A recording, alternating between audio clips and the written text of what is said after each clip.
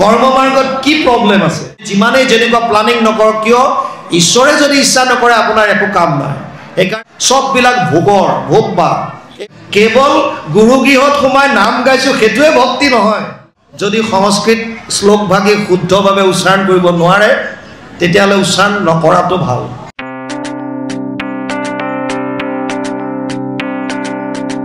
সাত দিন শুনি সুখে তৰিলা নিপতি ঘোৰ কলি যুগে আতপৰে নাই গতি আমাক যেটো বস্তু লাগে কি লাগে মায়াৰ পৰা পৰিত্ৰাণ পাব বিচাৰো দুখৰ নিবৃত্তি লাগে আৰু পৰম আনন্দ লাগে আমাক প্ৰত্যেকটো জীৱৰ কাম্য হৈছে আনন্দ প্ৰাপ্তি এই তিনিটা বস্তুৰ কাৰণে ঘোৰ কলি যুগত যদি কিবা উপায় আছে কলৌ দোষ নিধে ৰাজন হস্তি এক মহান গুণ কীৰ্তনা দেৱ কৃষ্ণস্য মুক্ত সংগ পৰম ব্ৰজেত 12:351 দ্বাদশ স্কন্ধ 3য় অধ্যায় 51 নম্বৰ শ্লোকত ব্যাসদেৱে লিখিছে কি কৈছে তেওঁ কলি যুগত যদিও দুখৰ সাগৰ কলি ইয়াতো এটা মহান গুণ আছে কি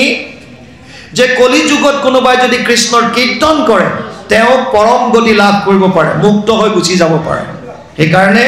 ইয়াত কৈছে কলি যুগত ইয়াতকে আৰু সহজ একো উপায় নাই সুখ নিগদতি শুনিওক পৰীক্ষিত বসুদেৱ নাৰদ সংবাদ বিপৰীত নিমি নৱসিদ্ধে যেন ভৈলা উপাখ্যান কহু সাৱশেষ ৰাজা হৈও সাৱধান সুখদেৱে পৰীক্ষিতক কৈ আছে কি কৈছে বসুদেৱ আৰু নাৰদৰ মাজত যিখিনি সংবাদ হৈছে য'ত নাৰদে নিমি আৰু নৱসিদ্ধৰ কথা কৈছিল এই কথাখিনি মই তোমাক কম তুমি শুনা বাৰে বাৰে নাৰদক পথান্ত মাধৱে নেৰন্ত দ্বাৰকাৰী কৃষ্ণক গৌৰৱে জীৱন্তে মুকুন্দে জানিবা সাক্ষাৎ তথাপি উৎসুক আদি কৃষ্ণৰ সেৱা নাৰদৰ মনত এটা সংশয় ভগৱান কৃষ্ণ এনেকুৱা কেনেকৈ মানৱীয় লীলা কৰিছে য'ত 16,108 গৰাকী পত্নী তেওঁ এজন কেনেকৈ প্ৰত্যেকখন গৃহস্থী তেওঁ নিজৰ ঘৰ সুকুলমে চলাব পাৰিছে এইটো নাৰদৰ এটা মনত ডাঙৰ সংশয় আৰু সেইকাৰণে এইটো জানিবৰ কাৰণে তেওঁ কেতিয়াবা কোনোবা ঘৰত সোমাই কেতিয়াবা কোনোবা ঘৰত সোমাই কেতিয়াবা কোনোবা ঘৰত কিন্তু যেতিয়াই যোনদিনাই যোনখন ঘৰতে সোমায় তাতেই তেওঁ কৃষ্ণক দেখে কোনোবাখনত হয়তো নিজৰ সন্তানৰ লগত ধেমালি কৰি আছে কোনোবাখনৰ ঘৰত তাৰ পৰা ওলাই বেলেগ ঘৰত সোমাই তাত দেখিছে পত্নীৰ লগত কথা বতৰা পাতিছে তাৰ পৰা ওলাই কোনোবা ঘৰত দেখিছে যে মই ৰাজসভাত যাবৰ কাৰণে তেওঁ সুন্দৰভাৱে সাজু হৈছে তাৰ মানে কি মানে ভগৱান কৃষ্ণ সৰ্বব্যাপ্ত সৰ্বত্ৰে সৰ্বদা বিৰাজমান ভগৱান কৃষ্ণ এই তত্ত্বটো বুজাবৰ কাৰণে নাৰদে সেই লীলাটো দেখি দেখি ইমান মগ্ন হৈছে তেওঁ আগতে পৃথিৱী ভ্ৰমণ কৰি কৃষ্ণৰ গুণগান সকলোকে শুনাই ফুৰায় কিন্তু কৃষ্ণৰ লীলা যেতিয়া দ্বাপৰত হ'ল এতিয়া তেওঁ কোনো যাব নিবিচাৰে কেৱল কৃষ্ণৰ লীলা চাই থাকিব বিচাৰে সেইকাৰণে বাৰে বাৰে ভগৱানে কয় যে তুমি যোৱা কিন্তু নাৰদ নাযায় এনেকৈ ঘূৰি ফুৰোতে এদিন তেওঁ বসুদেৱৰ ঘৰত গৈছে ইয়াত কৈছে মুকুতি সুখতো কৰি ভকতি সি বৰ নভজে কৃষ্ণক লোক কিনো কৰ্ম জড়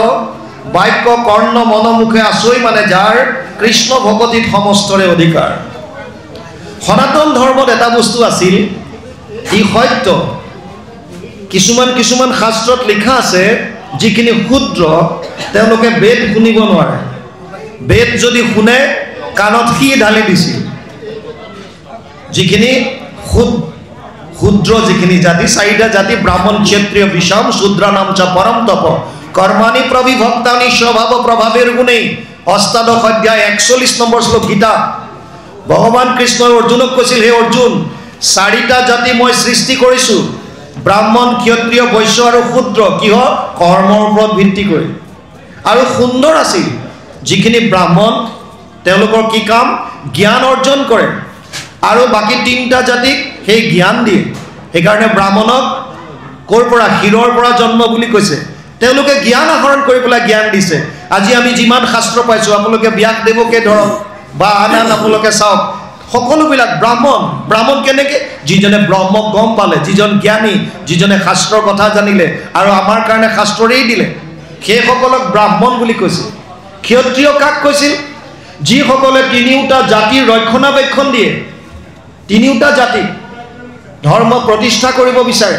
অধৰ্ম নাশ কৰিব বিচাৰে ক্ষত্ৰিয়সকলে বৰ্তমান সময়ত ক্ষত্ৰিয় কোন হ'ব যিসকল ডিফেন্স পাৰ্সনেল যি পাৰামিলিটাৰী ফৰ্চেছ যি পুলিচ প্ৰশাসন যাৰ কাৰণে আমি সুৰক্ষিত হৈ আছোঁ এইসকল হৈছে ক্ষত্ৰিয় ব্ৰাহ্মণ কোন হ'ব বৰ্তমান শিক্ষকসকল যিমানবিলাক আছে শিক্ষক প্ৰশিক্ষক যাৰ দ্বাৰা আমি জ্ঞান লাভ কৰিছোঁ বৈশ্য কোন কৃষি গুৰহস্য বাণিজ্যম বৈশ্য কৰ্ম স্বভাৱজম অষ্টাদশ অধ্যায় 44 নম্বৰ শ্লোক গীতা তাত কৈছে হে অৰ্জুন বৈশ্য সেইসকল যিসকলে কৃষি কৰ্ম কৰে গো পালন কৰে বেপাৰ বাণিজ্য কৰে আৰু তিনিওটা জাতিক আহাৰৰ যোগান দিয়ে খাদ্যৰ যোগান দিয়ে সেইসকলক কৈছিল বৈশ্য ক্ষুদ্ৰ কাক কৈছিল যিসকলে কায়িকভাৱে তিনিওটা জাতিক সহায় কৰিছিল সেইসকলক ক্ষুদ্ৰ কৈছিল ইয়াত কোনো ডাঙৰ কোনো সৰু নাই ইটো সিটোৰ পৰিপূৰক কিন্তু পাছলৈ এইটো জন্মগত হ'ল হোৱাৰ লগে লগে কিছুমান বস্তু আহি গ'ল নতুনকৈ যে অমুকটো কৰিব নোৱাৰে অমুক জাতি এইটো কাৰণে অধিকাৰ নাই এইটো কাৰণে অমুকৰ অধিকাৰ নাই এনেকুৱা আহিল কিন্তু গুৰুজনাৰ আদৰ্শ চাওক তেওঁ কৈছে বাক্য কৰ্ণ মন মুখ আছে মানে যাৰ হৰি ভক্তিত সমস্তৰে অধিকাৰ এক শৰণ হৰিনাম ধৰ্মত সকলোৰে অধিকাৰ আছে যিটো ধৰ্ম প্ৰতিষ্ঠা কৰাৰ পাছতে তেওঁৰ নিজৰ শিক্ষাগুৰু মহেন্দ্ৰ কন্দলী ব্ৰাহ্মণ তেওঁ গুৰুজনাৰ ওচৰত শৰণ লৈছে আধ্যাত্মিকভাৱে গুৰু হিচাপে স্বীকাৰ কৰিছে কাৰণ ইয়াত কোনো ধৰণৰ জাতি ধৰ্মৰ কথা নাই এই ঈশ্বৰৰ ওচৰলৈ লৈ যাব পৰা এটা সুগম পথ এটা সৰল মাৰ্গ বাকী যি দুটা মাৰ্গ আছে তাত কঠিনতা আছে তাত অকণমান দিগদাৰ আছে সেইকাৰণে ভক্তি মাৰ্গটো আমাক দিছে আৰু ইয়াত কৈছে ইয়াত সকলোৰে অধিকাৰ আছে মুকুতি সুখতো কৰি ভকতি সি বৰ নভজে কৃষ্ণক লোকে কিনো কৰ্মজৰ মুক্তিতকৈ ভক্তিক শ্ৰেষ্ঠ বুলি কৈছে মুক্তি হ'লে কি হ'ব আপুনি যদি জীৱন এই জন্ম চক্ৰৰ পৰা মুক্তি পায় এবাৰ তেতিয়া আপুনি বৈকুণ্ঠলৈ যাব এনেকুৱা এটা স্থানত যাব আৰু পাছত অহাৰ সুযোগ নাপায় যদি অহাৰ সুযোগটো নাপায় তেতিয়া কৃষ্ণক আপুনি প্ৰেম কেনেকৈ কৰিব ভক্তি কেনেকৈ কৰিব ভক্তিৰ আনন্দটো কেনেকৈ উপলব্ধি কৰিব নদীৰ পানী গৈ যেতিয়া সাগৰত মিলি যায় সাগৰত মিলি যোৱাৰ পাছত আৰু সেই নদীখন নদী হৈ নাথাকে এয়া সাগৰলৈ ৰূপান্তৰিত হৈ গ'ল তাত নদীৰ অস্তিত্ব নাই নদী হিচাপে যেতিয়ালৈকে আছে তেতিয়ালৈকে তাৰ অস্তিত্ব আছে সেইকাৰণে ভকতসকলে বিচাৰে মোক যি জুনিত দিয়া তুমি দিয়া কেৱল ভক্তি বস্তুটো মোৰ হৃদয়ত ৰাখা ভক্তি মানে প্ৰেম ঈশ্বৰৰ প্ৰতি প্ৰেম ঈশ্বৰ ক'ত আছে সমস্ত ভূতত ব্যাপী আছো মই হৰি সবাকো মানিবা তুমি বিষ্ণু বুদ্ধি কৰি সকলোকে ভাল পাবলৈ কৈছে সকলোকে কিন্তু আমি কেতিয়াবা সম্প্ৰদায়ৰ দোহাই দি কেতিয়াবা জাতিৰ দোহাই দি কেতিয়াবা পন্থৰ দোহাই দি আমি ইজনৰ সিজনৰ প্ৰতি নিন্দা দ্বেষ এইবিলাক মনত পুহি ৰাখিছোঁ এইটো বেয়া কথা কোনো ধৰ্ম কোনো সম্প্ৰদায়ক নিন্দা কৰিব নাপায় নিজৰ নিজৰ জেগাত তেওঁলোক ঠিক আছে চলি আছে গৈ আছে যেতিয়ালৈকে শাস্ত্ৰৰ উত্তম গীতা ভাগৱত ভাল ধৰণে অধ্যয়ন নকৰিব শাস্ত্ৰৰ উত্তম গীতা ভাগৱত যিদিনালৈকে হাতত নপৰিব তেতিয়ালৈকে আচল তত্ত্বটো বুজিব নোৱাৰে কাৰণ শাস্ত্ৰৰ উত্তম হৈছে গীতা ভাগৱত আৰু গীতা ভাগৱতে এটা কথাই কৈ আছে গীতাৰ শেষত ভগৱান কৃষ্ণই অৰ্জুনক কৈছে সৰ্বগুহ্যতমম ভূয় শ্ৰীনুমে পৰমম বচ ইষ্টসীমে দৃঢ়মিতি তত বক্সামিতে হিতম অষ্টাদশ অধ্যায় 64 নম্বৰ শ্লোক গীতা হে অৰ্জুন তোক মই এতিয়া গোপনীয়ৰ পৰা গোপনীয় কথাটো কওঁ শুন কি ক'লে সৰ্বধৰ্মান পৰিত্যাজ্য মাম একম শৰণম ব্ৰজ অহম ত্ব সৰ্ব পাপেভ্যো মোক্ষয়িষ্যামি মা শুচ অষ্টাদশ অধ্যায় 66 নম্বৰ শ্লোক সৰ্বধৰ্ম এৰি এক শৰণ সাক্ষাৎ সুদৃঢ় বিশ্বাসে সখী লৈ কোৱা আমাক নকৰিবা ভয় হেৰা কৰো অংগীকাৰ সমস্ত পাপত মই কৰিব নিষ্ঠা সব বাদ দি মোৰ ওচৰতা কিন্তু দুখৰ বিষয় সেইটো যিসকলে কৃষ্ণত একান্তভাৱে শৰণো হৈছে তাৰো মাজত বহুতৰ এতিয়াও বিশ্বাসটো অহা নাই নিষ্ঠাটো অহা নাই নামে সঁচাকৈ মোক তাৰিব পাৰিবনে মই নাম গালে সঁচাকৈ মই পৰিত্ৰাণ পাব পাৰিমনে মনত সন্দেহ আৰু সেইকাৰণে দুবিধাত চলে দ্বন্দ্বত চলে সুবিধা পালে বেলেগলৈ যায় সুবিধা পালে অমুকত যায় তমুকত যায় কিয় নিজৰ ওপৰত বিশ্বাস নাই যিটো হ'বলগীয়া আছে হ'ব আপুনি মই কি কৰিম এক অদৃশ্য শক্তি যিজন সৰ্বশক্তিমান যিজন সৰ্বব্যাপ্ত যাক আপোনাক উপাসনা কৰিবৰ কাৰণে কোনো বিশেষ জেগাৰ প্ৰয়োজন নাই হৃদয়তে আপোনাৰ বিৰাজমান হৈ আছে সেইজন ঈশ্বৰৰ ওচৰত শৰণ লোৱাৰ কথা কৈছে সেইজনৰ ওচৰত গতিকে তেওঁৰ ওচৰত শৰণ ল'বৰ কাৰণে না টকা পইচাৰ প্ৰয়োজন না আপোনাক কিবা বেলেগ কিবা স্থানৰ প্ৰয়োজন হৰি নাম কীৰ্তনত নাহি স্থান কাল একো নাই, সব নিয়ম সংযম, একো বিধি একোৱেই নাই, কেৱল কৃষ্ণ নাম। ইয়াত তাৰপিছত কৈছে বাক্য কৰ্ম মনোমুখ কৰ্ণ মনোমুখ আছে মানে যাৰ কৃষ্ণ ভগতিত সমস্তৰে অধিকাৰ, কৃষ্ণ পদ পংকজ ভজে ব্ৰহ্মা হৰে, নৰতনু পায়াতে যে কমন পামৰে। ব্ৰহ্মা হৰ যি গুণৰ অৱতাৰ দুজন, সেই দুজনেও যিজনৰ চৰণ কমল সদায় সেৱা কৰে, আমি মনুষ্য শৰীৰ পায়ো যদি নকৰোঁ তেতিয়াহ'লে আমাতকৈ অধম কোন? মাধৱ পুৰুষে ঘোষাত লিখিছে মানুহৰ জীৱন সফল কৰাৰ উপায়। তেওঁ কি কৈছে? হৰিৰ চৰণে শৰণ লৈলো এই হৰি নাৰায়ণ, মানৱী জনম সফল কৰিলো এই হৰি নাৰায়ণ। লিখিছে নাই? ঘোষাত লিখিছে, নতুনকৈ ক'বলগীয়া একোৱেই নাই। গুৰুজনাই কীৰ্তনত লিখিছে মনুষ্য শৰীৰ পাই যিটো নৰগণ, নকৰে তোমাৰ যদি শ্ৰৱণ কীৰ্তন, বিফলে জনম গৈলা ভৈলা সৰ্বনাশ, জীৱন্ততে মৰাশীটো ভাতৃৰ নিচা। বেদস্তুতিত লিখিছে যদি মানুহৰ শৰীৰ পায় আমি যদি কৃষ্ণকে নভজো, মানুহৰ মনত কিছুমান প্ৰশ্ন আহে যে আমি কিয় কেৱল ভক্তিৰ মাজেৰেহে ভগৱানক পামনে, আমি কৰ্মকাণ্ডৰ মাজেৰে গ'লে নাপামনে, জ্ঞান মাৰ্গত গ'লে নাপামনে? আছে, তিনিওটা মাৰ্গ আছে, নাই বুলি কোনেও ক'ব নোৱাৰে। যদি কোনোবাই কৈছে তেতিয়াহ'লে সেইটো তেওঁলোকৰ অজ্ঞানতা। একাদশ স্কন্ধ আপোনালোকে আজি পাবগৈ লাষ্টত গৈ, যেতিয়া কৃষ্ণ উদ্ধৱ সংবাদ আহিব। উদ্ধৱক ভগৱান কৃষ্ণই নিজ মুখে কৈছে যোগত্ৰায়ময়ী প্ৰোক্তা নৰনম শ্ৰেয় বিধিচ্ছয়, জ্ঞানম কৰ্মম চা ভক্তিম চা না উপায় অন্য অস্তি কুত্ৰাচিত। 11:20 একাদশ স্কন্ধ 20 অধ্যায় 6 নম্বৰ শ্লোক। তাত কৈছে হে উদ্ধৱ, মোক পাবলৈ তিনিটা মাৰ্গ আছে। এটা হৈছে কৰ্ম মাৰ্গ, য'ত যাগ যজ্ঞ পূজা পাতল আছে। এটা হৈছে জ্ঞান মাৰ্গ, য'ত জপ তপ তীৰ্থ ধ্যান ধাৰণা মুণ্ডলি সন্ন্যাস ব্ৰত ধাৰণ কৰি ধ্যান ধাৰণা সমাধিৰ মাজেদি নিৰ্গুণ নিৰাকাৰ ব্ৰহ্মক উপাসনা কৰা। আৰু এটা হৈছে ভক্তি, সমস্ত ভূতত ব্যাপী আছো মই হৰি, সবাকো মানিবা তুমি বিষ্ণু বুদ্ধি কৰি। এই তত্ত্বটো উপলব্ধি কৰিব লাগিব প্ৰথম ভক্তি মাৰ্গত। সমস্ত জীৱক ভাল পাব লাগিব, ভাল পোৱাটোৱে ভক্তি, প্ৰেম ভাৱটোৱে ভক্তি। আমি যদি দেখাবিলাককে ভাল নাপাওঁ, নেদেখাজনক কেনেকৈ ভাল পাওঁ? যদি তিনিওটা মাৰ্গ আছে, বহুতে আমাক প্ৰশ্ন কৰে অ' বা তিনিওটা মাৰ্গ থকাৰ পিছত ভগৱানে কিয়নো এইটো পক্ষপাতিতা কৰিলে, কিহৰ কাৰণে দুটা মাৰ্গ চাইড কৰি ভক্তিক দিলে? কাৰণ উদ্ধৱক কৈছিল জ্ঞান কৰ্ম ভগতি কহিলো কৰি ভেদ, ভগতি পৰম পন্থ দিলো পৰিছে। হে উদ্ধৱ, যদিও মই তিনিটা মাৰ্গৰ কথা কৈছোঁ, কিন্তু মোৰ সিদ্ধান্ত এটা, এইটো হৈছে ভক্তি। কিয়? কাৰণ ভক্তি মাৰ্গত প্ৰথম ক'লে বাক্য কৰ্ণ মনোমুখ আছে মানে যাৰ হৰি ভগতিত সমস্তৰে অধিকাৰ, সকলোৰে অধিকাৰ আছে। ইয়াত কোনো জাতি বৰ্ণ নিৰ্বিশেষে সকলোৱে ভক্তি কৰিব পাৰে। আপুনি হৃদয়ৰ পৰা কাৰোবাক ভাল পাইছে, কোনে বাধা দিব পাৰে? আপোনাক বাধা দিব পৰা কোন আছে? আপুনি মনে মনে কোনো আনুষ্ঠানিকতা নাই, আপুনি জীৱ জন্তু ভাল পায়, চৰাই চিৰিকটি ভাল পাইছে, মানুহক ভাল পাইছে, সকলোৰ প্ৰতি ভাল ভাৱ আছে, আপোনাক কোনে বাধা দিব এতিয়া? এইটো এটা ভক্তি। ভক্তি তত্ত্বটো আমি বুজিব লাগিব। কেৱল গুৰুগৃহত সোমাই নাম গাইছোঁ সেইটোৱে ভক্তি নহয়। ভক্তি অকল সেইটো নহয় যে আমি নাম গোৱাটোৱে ভক্তি, এইটো এটা পাৰ্ট। নাম গাইছোঁ, ভাগৱত শুনিছোঁ, কীৰ্তন কৰিছোঁ, এয়া একোটা অংশ। ইয়াৰ দ্বাৰা হৃদয়খন পবিত্ৰ হ'ব, মনৰ ভাৱবিলাক শুদ্ধ হ'ব, আৰু মনৰ ভাৱ শুদ্ধ হোৱাৰ লগে লগে আচল ভক্তি বস্তু উৎপন্ন হ'ব। এই ভক্তি মানে নাৰদে কৈছে স অস্মিন পৰম প্ৰেম অমৃত স্বৰূপ আছ। ভক্তি মানে পৰম প্ৰেম, অমৃত স্বৰূপ, সমস্ত প্ৰাণীৰ প্ৰতি ভাল ভাৱ আহিব,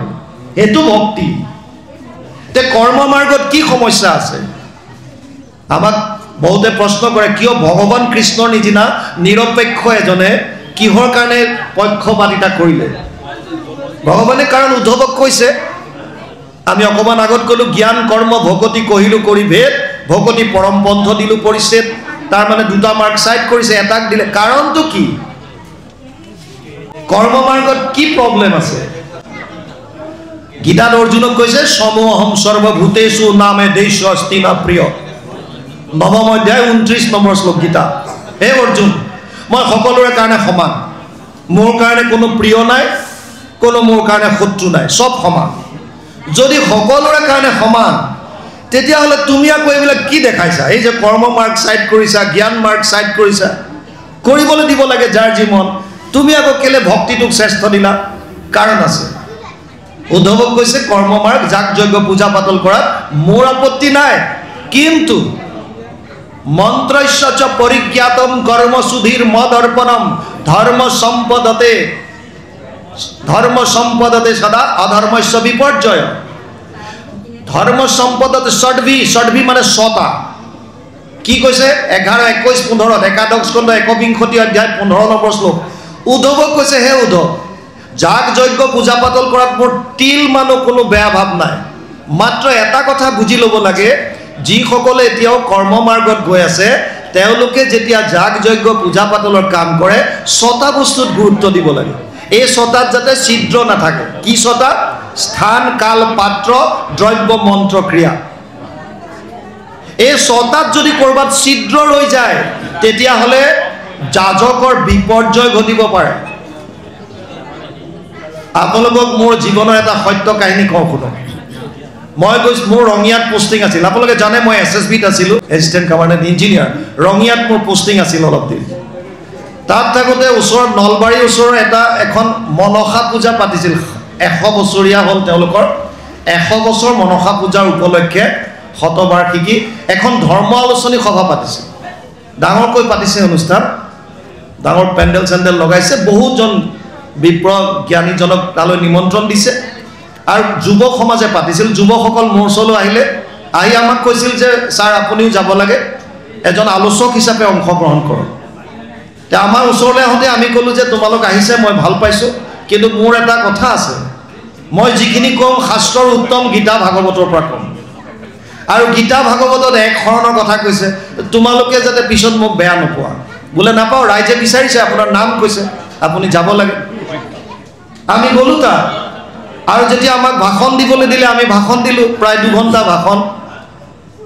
যেতিয়া মনসা পূজা চলি আছে, সেইটোৰ উপলক্ষে যেতিয়া ধৰ্ম আলোচনী সভা পাতিছে, গতিকে যজ্ঞৰ কথা আহিবই তাত। আৰু যজ্ঞৰ কথা হওঁতে আমি কওঁ বুলি কোন হৃদিস্থিত হৈয়া তুমি যেন কৰা বাহা স্বামী ঋষিকে কৰিব তেনেয়। প্ৰভু ভগৱন্ত হৃদিস্থিত হৈ যি ধৰণে কোৱাই গৈছে, আমি সেই ধৰণে হাত ধৰি গৈছোঁ। আমাক কোৱালে যে যজ্ঞটো এবিধ নহয়, আমিতো সৰুৰে পৰা যজ্ঞ বুলি ক'লে এবিধ বুলিয়ে ভাবোঁ। য'ত অগ্নি প্ৰজ্বলিত কৰে, দ্ৰব্য আহুতি দিয়ে, আমি সৰুৰে পৰা যজ্ঞ বুলি ক'লে সেইটোৱে যজ্ঞ বুলি ভাবি আহিছিলোঁ। কিন্তু গীতাত কৈছে সেইটো নহয় অকল। দ্ৰব্য যজ্ঞ, তপো যজ্ঞ, যোগ যজ্ঞ তথাৎ পৰে স্বাধ্যায় জ্ঞান যজ্ঞস্য যতয় সংচিত ব্ৰত। 4ৰ্থ অধ্যায় 28 নম্বৰ শ্লোক গীতা। তাত কৈছে দ্ৰব্যৰ যজ্ঞ আছে, তপৰ যজ্ঞ আছে, যোগৰ যজ্ঞ আছে, স্বাধ্যায় যজ্ঞ আছে, জ্ঞান যজ্ঞ আছে, আৰু বিভিন্ন যজ্ঞৰ কথা কৈছে। কিন্তু তাৰ ভিতৰত শ্ৰেষ্ঠ কাক দিলে? শ্ৰেয়াম দ্ৰব্যময়ী যজ্ঞাত জ্ঞান যজ্ঞ পৰম তপ সৰ্ব কৰ্মাখিলম পাৰ্থ জ্ঞানে পৰিসমাপ্যতে। 4ৰ্থ অধ্যায় 33 নম্বৰ শ্লোক গীতা। ভগৱান কৃষ্ণই ক'লে, হে অৰ্জুন, এই যিমানবিলাক যজ্ঞ আছে তাৰ ভিতৰত জ্ঞান যজ্ঞ শ্ৰেষ্ঠ, যিটো আজি হৈ আছে। ইয়াৰ পৰা জ্ঞানাগ্নি প্ৰজ্বলিত হৈ আছে। আমি মনৰ অজ্ঞানতাবিলাক ইয়াত আহুতি দিছোঁ, এইটোৱে জ্ঞান। জ্ঞান যজ্ঞক শ্ৰেষ্ঠ বুলি ক'লে। আৰু আমি তাত ক'লোঁ যে যজ্ঞ কৰিলে, দ্ৰব্য যজ্ঞ কৰিলেও 6টা বস্তুৰ শুদ্ধতা থাকিব লাগিব। ধৰ্ম সম্পদতে ষড্ভি অধৰ্মস্য বিপৰ্যয়। স্থান, কাল, পাত্ৰ, দ্ৰব্য, মন্ত্ৰ, ক্ৰিয়া, এই 6টা বস্তু থাকিব লাগিব। 11, 21, 15 একাদশ স্কন্ধ 1বিংশতি অধ্যায় 15 নম্বৰ শ্লোক ভাগৱত। আৰু আমি কৈ পেলাই যেতিয়া নামি আহিলোঁ, আমাক কমিটিৰ ল'ৰাখিনিয়ে প্ৰায় 15-20 জন ল'ৰাই ঘেৰাও কৰি ধৰিলে আৰু ক'লে, ছাৰ আপুনি বৰ ডাঙৰ কথা এটা কৈ আহিল। বোলো কোনটো? 2 ঘণ্টাৰ ভাষণত কি ক'লোঁ? ক'লে আপুনি ক'লে যে যাগ যজ্ঞ পূজা পাতলত 6টা বস্তুৰ শুদ্ধতা নহ'লে যাজকৰ মৃত্যু হ'ব পাৰে, বিপৰ্যয় ঘটিব পাৰে, আপুনি তেনেকৈ ক'লে। আৰু আমি জানো যে আপুনি এনেই কোৱা নাই, নিশ্চয় ক'ৰবাত আছে। প্ৰথমতে আমাক এটা প্ৰশ্নৰ উত্তৰ দিয়ক, যাজক কোন? আমি কমিটিখন যাজকত পৰিম নে নাই? তেওঁলোকে সুধিছে। আমি ক'লোঁ পৰিব, আপোনালোকতো পৰিব, যিমান সেৱকী আছে চব যাজক। ক'লে এতিয়া আপুনি কওক যে এনেকুৱা ক'ত তেনেকুৱা উদাহৰণ আছে আমি ষষ্ঠ স্কন্ধৰ বৃত্তাসুৰ বধৰ কথা ক'লোঁ য'ত তস্তামুনিয়ে যজ্ঞ কৰিছিল ইন্দ্ৰক বধ কৰিবৰ কাৰণে বৃত্তাসুৰৰ হাতত দ্ৰব্য যজ্ঞ কৰিলে পূৰ্ণ আহুতিৰ সময়ত য'ত মন্ত্ৰ উচ্চাৰণ কৰিব লাগিছিল ইন্দ্ৰ শত্ৰু নিধন হওক ইন্দ্ৰ শত্ৰু বিবৰ্ধন আৰু ক্ৰোধৰ ভমকত তেওঁৰ পৰা ওলাল ইন্দ্ৰৰ শত্ৰু নিধন হওক ইন্দ্ৰস্য শত্ৰু বিবৰ্ধন ইন্দ্ৰস্য ষষ্ঠী বিভক্তি লাগিব ইন্দ্ৰস্য মানে ইন্দ্ৰৰ শত্ৰু আৰু ইন্দ্ৰ শত্ৰু বহুত ডিফাৰেন্স আছে ইন্দ্ৰ শত্ৰু মানে ইন্দ্ৰ শত্ৰু আৰু ইন্দ্ৰৰ শত্ৰু মানে ইন্দ্ৰৰ শত্ৰু বৃত্তাসুৰ আমি ক'লোঁ সেইখনত বৃত্তাসুৰে বধ হ'বলগীয়া হ'ল তেওঁলোকে মোক ক'লে যে ছাৰ আপুনি কোৱা কথাখিনি শুনি আমাৰ হৃদয়ত একচুৱেলি এটা ভয় সোমাই গ'ল কাৰণ যোৱাবাৰ ষষ্ঠীৰ দিনা আমি এজন সক্ৰিয় কৰ্মীক হেৰুৱাইছোঁ আমাৰ লগত কাম কৰি থকা কমিটিৰ এজন মেম্বাৰ যোৱা বছৰ ষষ্ঠীৰ দিনা মৃত্যু হৈছে আৰু আজি সপ্তমী তিথি সেইদিনাখন সপ্তমী আছিল যোৱা কালিলৈকে আমাৰ লগত একেলগে কৰ্ম কৰি থকা এজন আমাৰ সতীৰ্থ আজি পুৱা ভাগত মৃত্যু হৈছে দুবছৰ আমি দুজনকৈ কমিটিৰ মানুহ হেৰুৱাইছোঁ এতিয়া আপুনি কোৱা কথাকেইটাত আমাৰ হৃদয় চুই গ'ল সেইকাৰণে আপোনাৰ পৰা জানিব বিচাৰিলোঁ উপায় কি আমি বোলো উপায় এটাই আছে যদি তোমালোকে সঁচাকৈ কৰ্মকাণ্ডতে চলিব বিচাৰিছা চেষ্টা কৰা যাতে ছটা বস্তু শুদ্ধ কৰিব পাৰা যিটো কিন্তু সম্ভৱ নহয় বৰ্তমান কাৰণ স্থানৰ কাৰণে জনক আদি ৰজাই 12 বছৰ নিজে হাল বাই পেলাই যজ্ঞস্থলী ৰেডি কৰিছিল য'ত এনেকৈ হাল বাওঁতে শিয়লিত সীতাক পাইছিল এতিয়া বৰ্তমান সেইটো সম্ভৱ নহয় আৰু আটাইতকৈ তুমি আপোনাৰ কাল সময়ৰ আমাৰ এনেই গুচি যায় ধৰি লওক 11টাত আজি ভাগৱতে আৰম্ভ হ'বলগীয়া আছিল আৰম্ভ হওঁতে 12:30 বাজিছে 1.5 ঘণ্টাত লষ্ট সময়টো আমি সময়মতে কৰিব নোৱাৰোঁ তাৰপিছত তাত যিখিনি পাত্ৰ লাগে যিখিনি দ্ৰব্য অনা হয় আটাইতকৈ ডাঙৰ কথা মন্ত্ৰ উচ্চাৰণত যদি সংস্কৃত ভালকৈ যদি উচ্চাৰণ কৰিব নোৱাৰে তেতিয়াহ'লে তাত ভালৰ বিপৰীতে বেয়া হোৱাৰ সম্ভাৱনাটো বেছি সেইকাৰণে আমাৰ ভাগৱত পাঠ কৰোঁতেও জেনেৰেলি কোৱা হয় পাঠকসকলক যদি সংস্কৃত শ্লোকভাগী শুদ্ধভাৱে উচ্চাৰণ কৰিব নোৱাৰে তেতিয়াহ'লে উচ্চাৰণ নকৰাটো ভাল জোৰ জবজ কৰিব নালাগে একো ডাঙৰ কথা নহয় সংস্কৃতৰখিনিয়ে গুৰুজনাই আমাক দি থৈ গৈছে তাৰে তৃতীয় শ্লোকটোৰ যিটো সকল নিগম কল্পটোৰো আমাৰ তেনেকৈ গাই পেলাই ভাগৱত আৰম্ভ কৰিব পাৰে বৈকুণ্ঠৰ শাস্ত্ৰ এইটো মহাভাগৱত সেইভাগী গায়ো আমাৰ আৰম্ভ কৰে আল্টিমেটলি ভগৱানৰ নাম এভাগ প্ৰাৰ্থনা এভাগ গাই আমি আৰম্ভ কৰিব পাৰোঁ মানে সংস্কৃত বস্তুটোত যদি উচ্চাৰণ শুদ্ধ নহয় তেতিয়াহ'লে তাত ছিদ্ৰ ৰৈ যায় আৰু ছিদ্ৰ ৰৈ গ'লে বিপৰ্যয় ঘটিব পাৰে সেইকাৰণে কৰ্মকাণ্ডটোক ছাইড কৰিলে 28 সহস্ৰ ঋষি বেদত প্ৰধান ভাগৱতৰ প্ৰথম স্কন্ধত আপোনালোকে পাব যি 1000 বছৰ যজ্ঞ কৰিছিল কৰিলোহু যজ্ঞ আহি সহস্ৰ বছৰ হোমধুমে ধূম্ৰবৰ্ণ ভৈলা কলেবৰ কিন্তু তেওঁলোকে স্বীকাৰ কৰিছে সুতমুনিক যিটো কৰ্ম কৰোৱাটো নাহিকে বিশ্বাস আপোনাৰ আয়ুস কৰিলোঁ ব্যৰ্থে না সেইকাৰণে ভগৱান কৃষ্ণ যিহেতু আমাৰ সকলোৰে পিতাহমস্য জগত মাতা ধাতা পিতামহ বেদ্যম পবিত্ৰ ওংকাৰ ঋক সাম যজুৰে বচ 9ম অধ্যায় 17 নম্বৰ শ্লোক গীতা অৰ্জুনক কৈছে হে অৰ্জুন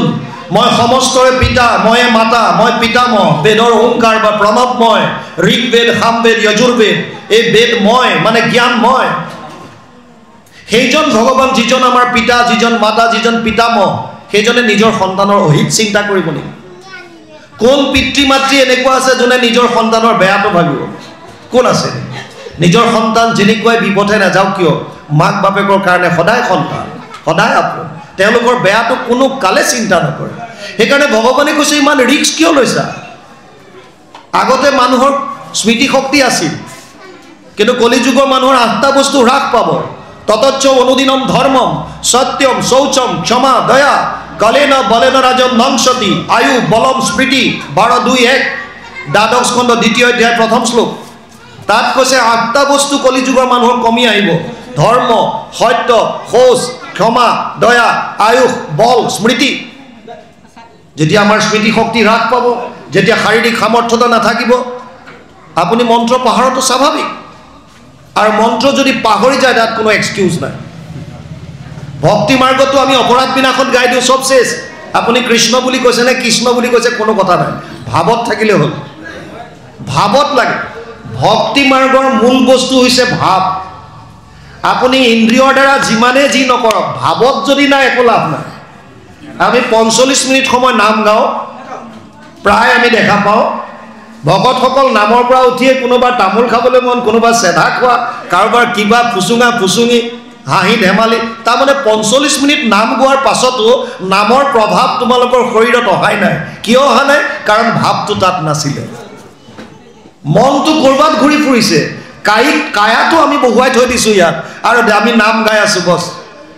যিজনে আচলতে নাম গায় যিজনে ভাৱত নামত সোমোৱাই দিলে যিজনে নামাচাৰ্যৰ পদসমূহ গ্ৰহণ কৰিছে শ্ৰৱণ কৰিছে হৃদয়ংগম কৰিছে আৰু তাৰ পাছত তেওঁ নাম গাইছে চকুলো বৈ যাব চকু পানী ওলাব আপোনালোকৰ আৰু তাৰ পাছত তামোল সাদা অসম্ভৱ এইবিলাক বস্তুৰ আনন্দ নাহে অমৃত পান কৰাৰ পাছত কোনে খাৰ পানী খাবলৈ ইচ্ছা কৰে অমৃত পান কৰাৰ পাছত খাৰ পানী কোনে খাব বিচাৰিব কওক কিন্তু আমাৰ ভাৱটো তাত নাই এখানে কৰ্ম মাৰ্গত যিহেতুকে বহুকিটা কথা আছে এখানে ভগৱানে ক'লে এইটো কলি যুগৰ মানুহৰ কাৰণে নহয় স্মৃতি শক্তি হ্ৰাস পাইছে মনত নাথাকে কথা চাবিটো থৈ পেলাই গাড়ী চাবি ক'ত থলো বিচাৰি ফুৰো ক'ত আছে পাহৰি যাওঁ আৰু আজিকালিতো এটা ভয়ংকৰ বেমাৰ আহিছে পাহৰি যোৱাটো ডিমনেচিয়া বুলি কয় প্ৰায় বয়সস্থ মানুহৰ এইটো আহিছে যিবিলাক সংগহীন হৈ পৰিছে বৃদ্ধকালত অকলে অকলে থাকিবলৈ লৈছে কোনো নাই ঘৰত কথা পাতিবলৈ মানুহ নাই ম্যাক্সিমাম মানুহ এইটো বহুত বেয়া বেমাৰ আহি আছে এইকাৰণে যিমান পাৰে ভকতৰ সংগ লওক যিমান পাৰে শ্ৰৱণ কীৰ্তন কৰক যিমান পাৰে ঈশ্বৰৰ কথা চিন্তন কৰি থাকক এটলিষ্ট পাৱাৰটো ঠিক থাকিব যিমান পাৰে ঘোষা মনত ৰাখিবলৈ চাওক সদায় পঢ়ক কিবা নহয় কিবা শাস্ত্ৰৰ লগত নিজক সম্পৰ্ক ৰাখক এই বেমাৰ আজাৰৰ পৰা মুক্ত হৈ থাকিব পাৰিব দ্বিতীয়ত আহিছে জ্ঞান মাৰ্গ কি য'ত আমি নিৰ্গুণ নিৰাকাৰ ব্ৰহ্মক পাব বিচাৰোঁ কাৰ দ্বাৰা জ্ঞানেন্দ্ৰিয়ৰ দ্বাৰা চিন্তনৰ দ্বাৰা সমাধিৰ দ্বাৰা ধ্যান ধাৰণা সমাধিৰ দ্বাৰা ঈশ্বৰক পাব বিচাৰোঁ তো তাৰ কাৰণে কি লাগিব শংকৰাচাৰ্যটো প্ৰথমে চতুষ্টয় সাধনাৰ প্ৰথমতে দিছে বিবেক বৈৰাগ্য তিতিক্ষা এইবিলাক বস্তু আহিছে তাত মনৰ ওপৰত সংযম সম দম তিতিক্ষা এইবিলাক বস্তু লাগিব মনৰ ওপৰত কণ্ট্ৰল ইন্দ্ৰিয়ৰ ওপৰত দমন বৈৰাগ্যৰ ভাৱ কোন এনেকুৱা আছে বৰ্তমান যোনে মনৰ ওপৰত কণ্ট্ৰল কৰিব পাৰিছে অৰ্জুনে স্বীকাৰ কৰি গৈছে মোৰ মনৰ ওপৰত কণ্ট্ৰল নহ'ল চঞ্চলম হি মন কৃষ্ণ প্ৰমাথি বলবৎ দৃঢ়ম তস্যাহম নিগ্ৰহম মন্যে বায়ুৰিব সুদুষ্কৰম ষষ্ঠ অধ্যায় 34 নম্বৰ শ্লোক গীতা অৰ্জুনে কৈছে হে কেশৱ হে সখা মনৰ ওপৰত মই কণ্ট্ৰল কৰিব নোৱাৰিম যদি মই বায়ুকো প্ৰতিৰোধ কৰিব পাৰোঁ মনৰ ওপৰত নোৱাৰোঁ অৰ্জুনৰ দৰে মহাপুৰুষ নৰনাৰায়ণৰ অৱতাৰ নাৰায়ণ কৃষ্ণ ৰূপে নৰৰূপে অৰ্জুন সেইজনে কৈছে মনৰ ওপৰত কণ্ট্ৰল নাই আৰু আপুনি মই খোৱাৰ যাৰ কোনো কণ্ট্ৰল নাই যি মন গৈছে তাকে খাইছোঁ আৰু মনৰ ওপৰত কি কণ্ট্ৰল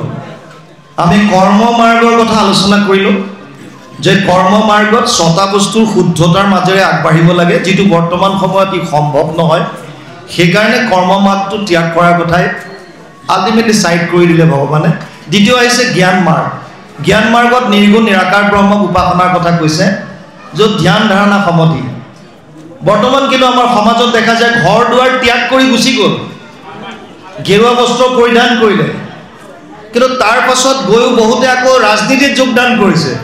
বহুতে আশ্ৰমৰ নামত ডাঙৰ ডাঙৰ দালাল উঠাইছে তাৰ মানে সংসাৰৰ পৰা এতিয়াও মনটো আঁতৰাব পৰা নাই সংসাৰতে আসক্ত হৈ আছে এইটো সত্য জ্ঞান মাৰ্গৰ দ্বাৰা এটা জীৱক যদি সমাধিত সঁচাকৈ ব্ৰহ্মক সাক্ষাৎ কৰিব পৰা হয়গৈ তেতিয়াহ'লে শাস্ত্ৰই কৈছে তেওঁক যিটো আত্মা ই গৈ ব্ৰহ্মলোক পৰ্যন্ত যাব পাৰে কৰ্মকাণ্ডৰ দ্বাৰা স্বৰ্গলোক পৰ্যন্ত যায় স্বভাৱে লম্পট বিষয়ত অনুৰাগ স্বৰ্গ পাইবু বুলি ৰংগে কাটে হংসচাক নাৰদে ব্যাসদেৱক কৈছিল কৰ্মকাণ্ডত আল্টিমেট গ'লটো হৈছে স্বৰ্গ আৰু জ্ঞান মাৰ্গৰ দ্বাৰা এটা জীৱ ব্ৰহ্মলোক পৰ্যন্ত যাব পাৰে কিন্তু ভগৱান কৃষ্ণই কৈছে আ ব্ৰহ্ম ভুৱনালোক পুনৰাৱৰ্তিনো অৰ্জুন মামুপেত্যতু কৌন্তেয় পুনৰ্জন্ম না বিদ্যতে। অষ্টম অধ্যায় 16 নম্বৰ শ্লোক গীতা। তাত কৈছে হে অৰ্জুন, কোনোবা এটা জীৱ যদি ব্ৰহ্মলোক পৰ্যন্ত যায় তাৰো পুনৰাগমন আছে। তাৰ মানে সি হাৰিব নোৱাৰে, মুক্তি তাৰ নাই। কিন্তু মোক যোনে পালে মামুপেত্যতু কৌন্তেয়, মোক যোনে পালে তাৰ পুনৰাগমন নাই, মানে কি ডাইৰেক্ট বৈকুণ্ঠত যাব। গতিকে আপুনি এই কষ্টটো বাৰে বাৰে পোৱাটো বিচাৰে নে ইয়াৰ পৰা পাৰ্মানেণ্টলি যোৱাটো বিচাৰে? সেইকাৰণে ভক্তি মাৰ্গটোক দিলে। জ্ঞান মাৰ্গত এজন আতকৈ উদাহৰণ দিছে প্ৰথম স্কন্ধত, আমি খালি পাঠ কৰি যোৱাৰ কাৰণে তাত্ত্বিকতাবিলাকত নসোমাওঁ। ব্যাসদেৱ, ব্যাসদেৱে কৈছে মই সমাধিত ব্ৰহ্মক সাক্ষাৎ কৰোঁ, লিখিছেনে বাৰু? কিন্তু ব্যাসদেৱৰ কি গতি হৈছিল? উগুল থুগুল চিত্ত নাহি সুখ শান্তি নজানন্ত কৃষক বনত গুণী গান্তি। ব্যাসদেৱে সমাধিত ভগৱানক লগ পোৱাৰ পাছতো মনত শান্তি নাই। আৰু আমি ভক্তিনো আমিনো ঈশ্বৰক বিচাৰিছোঁ কিয়? যি মাৰ্গতে নহওক আমাক ঈশ্বৰক লাগে কিয়? এই পৰম আনন্দ পাবলৈ, সুখ শান্তি পাবলৈ। যদি সুখ শান্তিয়ে নাই তেতিয়াহ'লে লাভ কিটো? মোৰ জইনিং হৈছিল SSBত 92 93 চনত মোৰ পোষ্টিং আছিল সুন্দৰবনী, জম্মু কাশ্মীৰৰ এটা জেগা, পুঞ্চ ৰাজৌৰী সুন্দৰবনী এইটো ছাইডত। 93ত আমাক এটা এক্সাৰচাইজৰ কাৰণে পঠাইছিল, জংঘল এক্সাৰচাইজ, ট্ৰেইনিঙৰ এটা পাৰ্ট। কিছুদিনৰ কাৰণে আমাক জংঘলত এৰি দিয়ে। তাৰ আগতে থিয়ৰিকেলি শিকায় জংঘলত থাকিলে কি খাব পাৰি কি খাব নোৱাৰি, কোনবিলাক বিষাক্ত কোনবিলাক খাব পৰা, এয়া ট্ৰেইনিং দিয়ে প্ৰপাৰলি। যিবিলাক কোনোবা যদি ডিফেন্স পাৰ্চনেল পাৰামিলিটাৰী ফ'ৰ্চৰ আছে তেওঁলোকে গম পাব। তাৰপাছত কেইদিনমানৰ কাৰণে জংঘলত এৰি দিয়ে। সেইকেইদিন আপুনি জংঘলত যি পাইছে তাৰ বস্তু খাব লাগে। লিমিটেড অলপমান আপোনাক কিবা আহাৰ দিয়ে, ট্ৰেইনিং বুলি। উদ্দেশ্য এটাই, যদি জীৱনত তেনেকুৱা পৰিস্থিতি আহি যায় আপুনি জংঘলৰ মাজত অকলশৰীয়া, তেতিয়া আপুনি নিজক কেনেকৈ বচাই ৰাখিব সেইটো এটা ট্ৰেইনিং হয়। 93ত যেতিয়া আমাক তেনেকৈ এটা কাশ্মীৰৰ এখন জংঘলত যেতিয়া আমাক এৰি দিলে, তাত জংঘলত ঘূৰি ফুৰোঁতে মই জংঘলৰ মাজত এটা গুহা দেখা পাইছিলোঁ, কেভ এটা। আৰু গুহাৰ সন্মুখত এজন বুঢ়া মানুহ, মোৰ জীৱনৰ সত্য কাহিনী। বুঢ়া মানুহজনক লগ পাই মই সুধিলোঁ, দেউতা আপুনি এই জংঘলৰ মাজত অকলে অকলে কি কৰি ফুৰিছে? তেওঁ আমাক ক'লে যে এই গুহাটোৰ ভিতৰত এজন ঋষি সন্যাসীয়ে 12 বছৰ তপস্যা কৰিছিল। তেওঁ বহুখিনি সিদ্ধিও লাভ কৰিলে, কিন্তু সমাধিত ব্ৰহ্মক সাক্ষাৎ কৰাৰ ঠিক প্ৰাক মুহূৰ্তত এজনী ছোৱালীৰ সংস্পৰ্শত আহিল আৰু তেওঁৰ সমস্ত তপস্যা ভংগ হ'ল, জিৰ'। যেনেকৈ লুডু খেলত যে জখলা, সাপ জখলাৰ খেল যিবিলাকে লুডু খেলে, এনেকৈ জখলাত উঠি উঠি গৈ থাকে। 100ৰ আগত 99ত এডাল দীঘল সাপ থাকে, তাত যদি গুটিটো পৰি গ'ল সিদ্ধাৰ্থ। ঠিক তেনেকুৱা হৈছে জ্ঞান মাৰ্গ। আমাৰ জংঘল এক্সাৰচাইজ, আমি মানুহজনক কৈছিলোঁ যে মই ভিতৰলৈ সোমাই চাব পাৰিমনে? বোলে ভিতৰত গোটেই অন্ধকাৰ, কি দেখিব আপুনি? বোলো চোৱাৰ একান্ত ইচ্ছা, কোন জেগাতনো বহি সন্যাসীজনে তপস্যা কৰিছিল ইমান বছৰ, জেগাখনকে চাওঁ অকণ আহিলোঁ যেতিয়া। আৰু আমাক এটা জুইৰ ব্যৱস্থা কৰি ভিতৰলৈ লৈ গৈছিল। এখন টুলত এই ঋষিজনৰ ফটোখন আছে আৰু সন্মুখত ধূপদানিত ধূপ চুপ জ্বলাই থোৱা থাকে। আমি চাই মেলি ওলাই আহিলোঁ। জংঘল এক্সাৰচাইজ শেষ হোৱাৰ পাছত যেতিয়া বাহিৰলৈ আহিলোঁ, ওচৰৰ গাঁওবিলাকত, কাষৰ গাঁৱত লগ পাই মানুহক সুধিলোঁ, জানিবলৈ ইচ্ছা এইবিলাক কথাৰ বিষয়ে, যে মই এনেকৈ বুঢ়া মানুহ এজন লগ পাইছিলোঁ গুহাৰ সন্মুখত, মোক এনেকৈ ক'লে। এতিয়াও কোনোবা এনেকৈ তপস্যা ইমান 12 বছৰ ধৰি কৰিব পাৰে জানো? বোলে হয়। আমাক জানিব দিছিল যে আপোনাক কোৱা প্ৰতিটো কথাই সত্য, কিন্তু এটা কথা আপোনাৰ পৰা লুকুৱালে মানুহজনে। বোলো কোনটো কথা? কৈছে যিজন তেওঁ সন্যাসী বুলি কৈ আছে, সেইজন সন্যাসী বেলেগ নহয়, সেই বুঢ়াজনে। সেই বুঢ়া মানুহজনে 12 বছৰ কৰিছিল তপস্যা, কিন্তু তাত সফল হ'ব নোৱাৰিলে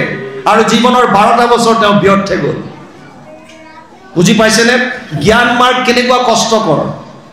এবাৰ মই বিহাৰত পোষ্টিং থাকোঁতে যেতিয়া ছত্তীশগড় ৰিক্ৰুটমেণ্টৰ কাৰণে গৈছিলোঁ, বাটত এটা ৰাতি মই মাৰ্কেণ্ডেয় আশ্ৰমত থকাৰ সুবিধা পাইছিলোঁ। আৰু তাত থাকোঁতে পিছদিনা ৰাতিপুৱা পুনৰ যেতিয়া আমি ছত্তীশগড় গৈছোঁ, তাৰ পৰা নৰ্মদা নৈ ওলাইছে। এই ঝৰ্ণা এটাৰ কাষত এজন ঋষি এজন দেখা পাইছিলোঁ হাত এটা ওপৰলৈ কৰি ধ্যানমগ্ন হৈ আছে গাড়ী ৰখাই ওচৰৰ মানুহক সুধিলোঁ এজনে হাতটো ওপৰলৈ কিয় তুলি আছে আমাক জানিব দিছিল যে ছাৰ 6 বছৰ ধৰি তেওঁ হাতটো দাঙি আছে ওপৰলৈ তপস্যা 6 বছৰ কিমান কষ্ট শৰীৰটোক বহুত কষ্ট দিছে ভগৱান কৃষ্ণ সেইকাৰণে অৰ্জুনক কৈছিল ক্লেশ অধিকতৰস্তেষাম অব্যক্ত সত্য চেতসা অব্যক্ত হি গতিৰ দুখম দেহবৎ ভীৰবাপ্যতে দ্বাদশ অধ্যায় 5 নম্বৰ শ্লোক গীতা তাত লিখিছে যে এইটো মাৰ্গত জ্ঞান মাৰ্গত অতি কষ্ট আছে ক্লেশ অধিকতৰস্তেষাম বহুত কষ্ট আছে কাৰণ আমি দেহাভিমানী পুৰুষ নিৰ্গুণ নিৰাকাৰ ব্ৰহ্মক উপাসনা কৰাটো আমাৰ কাৰণে ইমান সহজ নহয় আৰু সেই কাৰণে সহজ উপায়টো আমাক দিলে ভক্তি মাৰ্গ এইকাৰণে ইয়াত গুৰুজনাই ভক্তিক গুৰুত্ব দিছে আৰু ইয়ালৈকো কৈছে কৃষ্ণ পদ পংকজক ভজে ব্ৰহ্মা হৰে যিজন ভগৱানৰ পদ পংকজ ব্ৰহ্মা হৰেও ভক্তি কৰে আৰু সেইজনক আমি নৰতনু পায়াতে যে কমন পামৰে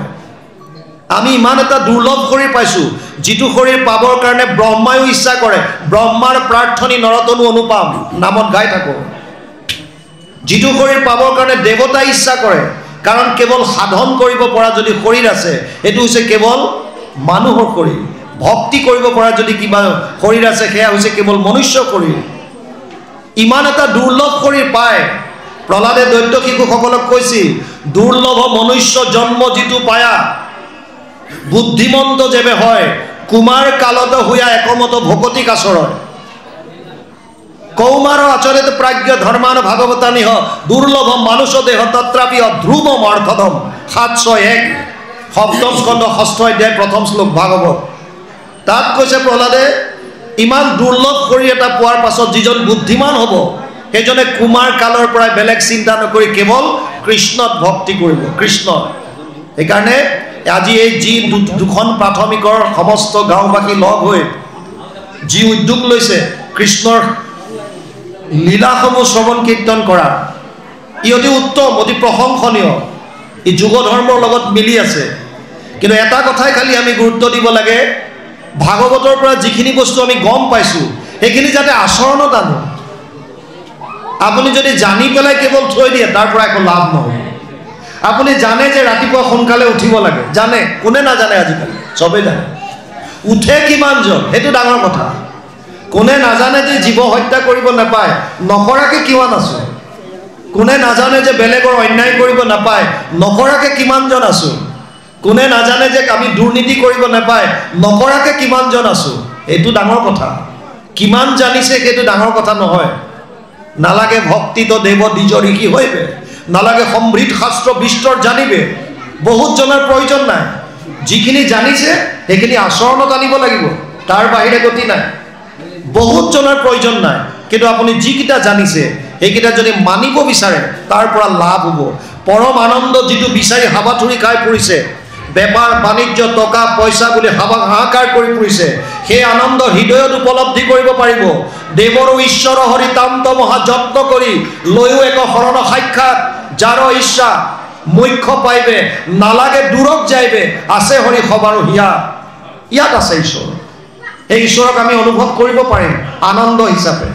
যিটো আনন্দ টকাৰ মাজত বিচাৰিছোঁ ঘৰ দুৱাৰৰ মাজত বিচাৰিছোঁ বস্তু বাহিনী খাদ্যৰ মাজত বিচাৰিছোঁ সেই আনন্দ বাহিৰত নাই ইন্দ্ৰিয়ৰ সুখটো পশু শৰীৰতো পায় যিটো আমাক মনুষ্য শৰীৰ দিছে ইয়াত কেৱল ঈশ্বৰৰ ভক্তিটো মূল সেইকাৰণে ইয়াত লিখিছে কৃষ্ণ পদ পংকজক ভজে ব্ৰহ্মা হৰে নৰতনু পায়াতে যে কমন পামৰে একস্থানে মনুষ্য মৃত্যুৰ নেৰাই হাত তথাপি নভজি মৰে কৰি আত্মঘাত কোনো স্থানত মৃত্যুৰ পৰা হাত সাৰিব নোৱাৰে মনুষ্য শৰীৰ চঞ্চল সদায় কেতিক্ষণে কালে ধৰে প্ৰহ্লাদে দৈত্য শিশুসকলক কৈছে কোন মুহূৰ্তত কাৰ মৃত্যু আহে ঠিক নাই ধৰি লওক আপুনি এখন ট্ৰেইনত উঠিছে আপুনি দিল্লীলৈ যাব টিকেট আগতেই কৰিলে